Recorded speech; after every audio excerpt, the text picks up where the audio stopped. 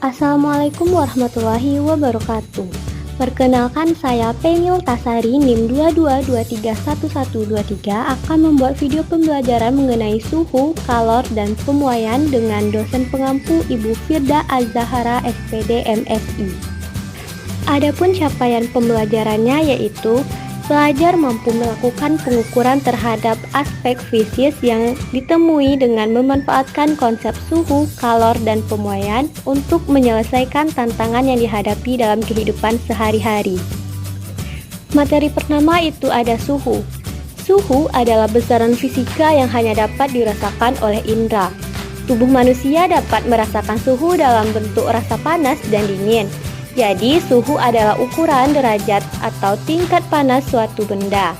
Sebagai contohnya, saat bermain di tengah terik matahari, kulit terpapar sinar matahari yang menyengat dan kemudian otak memberikan informasi rasa panas.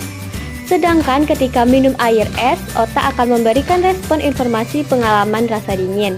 Oleh karena itu, tubuh kita dapat merasakan rasa panas maupun rasa dingin. Ternyata suhu dapat diukur loh.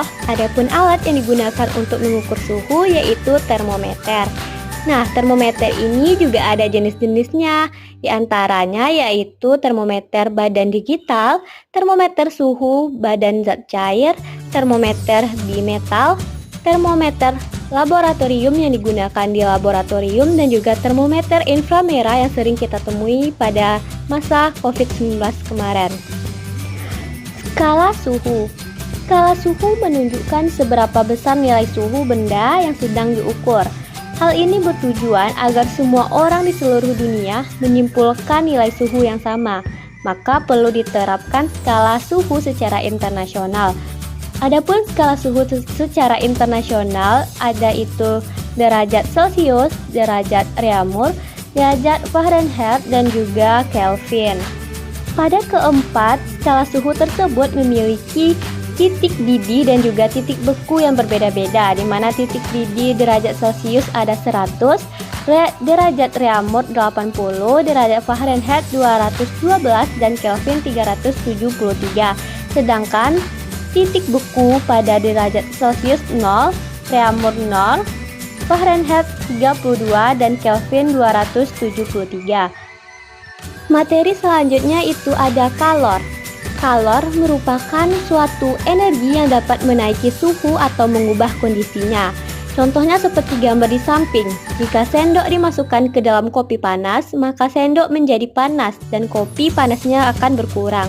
Hal ini terjadi karena panas mengalir dari suhu yang lebih tinggi, yaitu kopi panas, ke suhu yang lebih rendah, yaitu sendok. Selanjutnya ada perpindahan kalor. Yang pertama itu ada konduksi, di mana konduksi adalah proses perpindahan kalor tanpa disertai perpindahan bagian-bagian zat itu. Misalnya, ketika kita memanaskan logam pada salah satu ujungnya, maka lambat laun ujung lainnya akan menjadi panas karena adanya perpindahan kalor melalui logam tersebut. Kedua, konveksi adalah perpindahan kalor melalui zat penghantar yang disertai dengan perpindahan bagian-bagian zat itu. Misalnya perpindahan kalor melalui air yang dipanaskan. Ketika air dipanaskan, maka bagian air yang panas akan berkurang massa jenisnya sehingga akan naik ke permukaan. Ketiga, radiasi adalah perpindahan kalor tanpa memerlukan zat perantara. Biasanya disertai cahaya, seperti yang tampak pada gambar, yaitu adanya api. Materi selanjutnya yaitu pemuaian. Pemuaian adalah peristiwa perubahan geometri dari suatu benda karena pengaruh panas atau kalor. Pemuaian di sini ada 3. Yang pertama itu pemuaian zat padat, di mana benda zat padat akan memuai atau mengembung jika dipanaskan dan menyusut jika didinginkan. Kedua itu ada pemuaian zat cair. Zat cair akan memuai jika dipanaskan karena zat cair memiliki bentuk yang tidak tetap sehingga terjadi pemuaian volume. Dan pemuaian zat gas, di mana pada zat gas ini pemuaian yang terjadi juga sama seperti pemuaian zat cair, yaitu pemuaian volume. Mungkin hanya sekian video pembelajaran mengenai suhu, kalor, dan pemuaian. Semoga bermanfaat. Terima kasih. Assalamualaikum warahmatullahi wabarakatuh.